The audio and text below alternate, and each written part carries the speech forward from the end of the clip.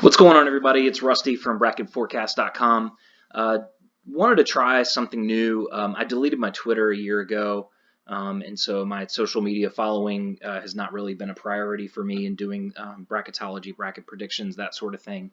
So I wanted to try maybe building up an audience via YouTube, and it doesn't have to be anything huge, but anything that can get folks engaged, because I really enjoy this time of year.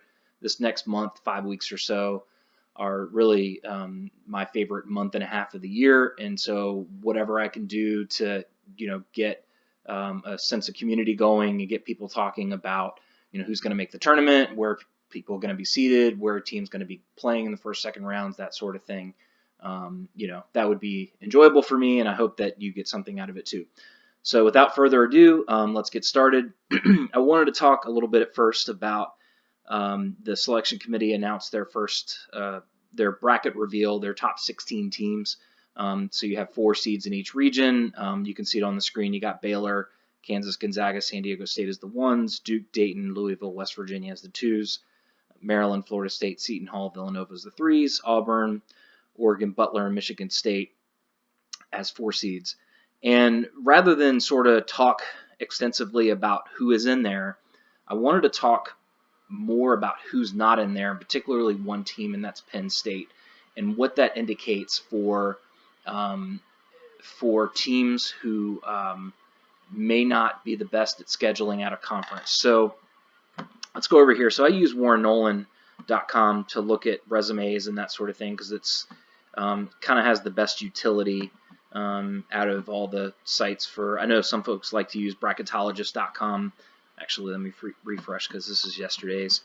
Some folks like to use Bracketologist.com, which is visually beautiful to use, but also it's a little bit more difficult because you have to get multiple clicks to look at the resumes the way you want it. And on this site, all you have to do is go to the nitty-gritty web page and then hit minimize all the teams, and you can you're one click away from looking at all the team sheets for basically everybody who's going to be in the running for the NCAA tournament. So let's find Penn State here. I always have trouble doing this. Okay, so 19. All right, so here's Penn State's resume. And I want to draw a contrast to the 4 seed, Michigan State, that the selection committee chose at this point in the season. And let's look at their resume. So at first, let's look at quad 1. All right, Michigan State is 2-7 in quad 1 games. 7-1. They don't have any quad 3-4 losses, which is good. But otherwise, their record in quad 1 and 2 games is 9-8. And now let's look at Penn State. 6-3 quad 1, 5-2 quad 2, no quad 3 and 4 losses. They so you add that up, you get 11-5 in quad 1 and 2 games. They have wins over Maryland at Michigan. They actually won at Michigan State head to head. They won at Michigan, whereas Michigan State, they've got a great win at Seton Hall.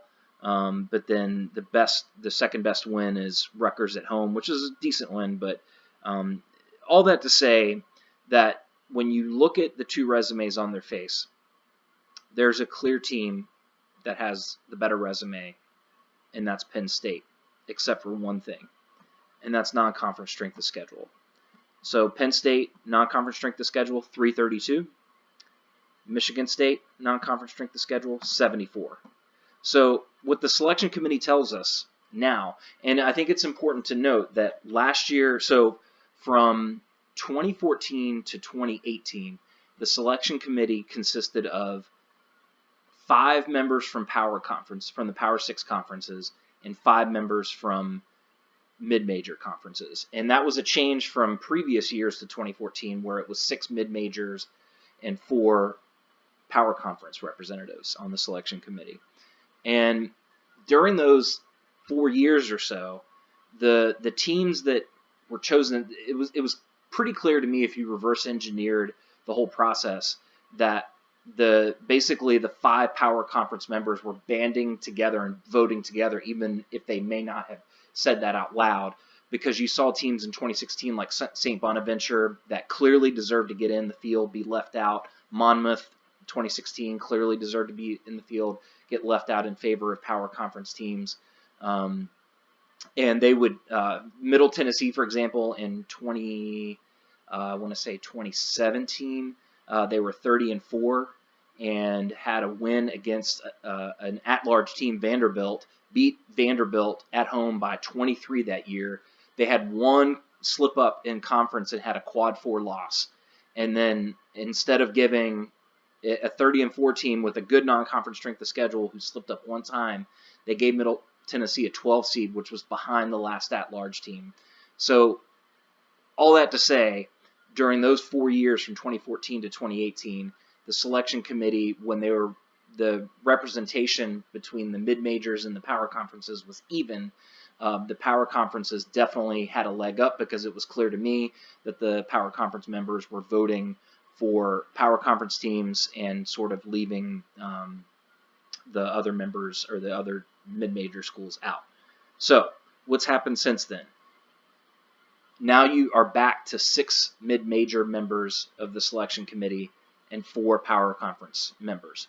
And we saw that difference last year. So that took effect in 2019, and we saw the difference immediately because Belmont made the field. And I was one of the few people that had Belmont in, and I knew that things were going to be different this year because, again, majority representation for mid-major conferences makes a difference. So how does that apply to Penn State? So last year, NC State was one of the teams left out in favor of Belmont, who had a top 100 non-conference strength of schedule. NC State's strength of schedule was in the 300s somewhere. And even though their resume otherwise looked pretty decent. And so it was clear, and they weren't even one of the first 4 teams out. So it was clear to me that starting in 2019 again, and now that we have this composition of the selection committee does not play around with teams that have 300 plus non-conference strength of schedules. They really don't like to mess around with teams in the 200s either, but if your resume is sort of overwhelming and you're sort of on the bubble, they will maybe give you a pass, but at 300 plus, they are not going to give you any sort of break. Now, nobody's saying that Penn State's not going to make the tournament. They're a clear tournament team, but in the discussion on CBS after the top 16 teams were revealed, they weren't even, Greg Gumbel asked who were the few teams that were in competition for that last 4 seed. And they said Iowa, LSU, and Kentucky. And mind you, Kentucky has a quad 4 loss, but a non-conference strength of schedule in the top 100. Okay, so that tells you right there that Penn State wouldn't have even been one of the top 3. So on their seed list, they would not have even been in the top 19, even though their resume otherwise clearly says they are. So if you are a team who has scheduled this poorly, I know Virginia Tech has kind of faded off the bubble a little bit, then you need to watch out because, if you're in that 200 or 300 range and you end up on the bubble on Selection Sunday, you might end up getting left out because, they have indicated once again through basically leaving Penn State out of the top 16 and not even letting them sniff the top 16, that they will hold you accountable for not scheduling good non-conference games. Okay, so that's going to be it for today. I'm going to do these in little chunks. I don't want to make the videos too long, so I'll try to keep them at 10 minutes. When another video is warranted, I'll pop back on here and do another one maybe later this week or early next week. Okay, thanks everybody.